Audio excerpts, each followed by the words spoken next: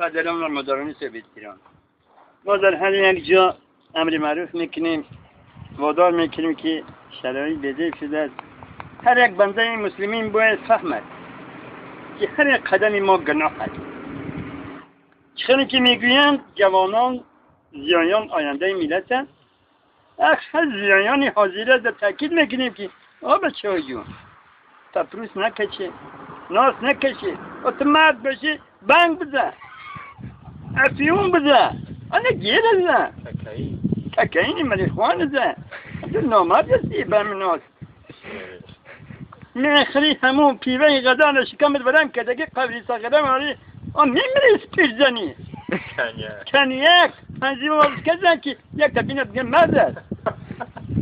این نامرد برادر به همون چشمی بد نگاه میکنی، در همون دخترها در همون بیوزنها نگاه میکنی، حسد میخری، این نامردی است.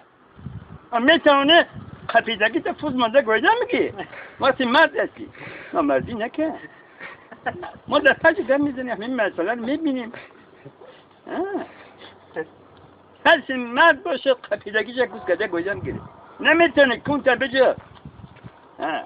با همین برادر عبری معرفی خانزینه ما با خیلی هستید کسی که یکان عرض شکایت دارن همه به عرض زیرین نال خود سیاد که زنگ زنید با ما در تماس باشه.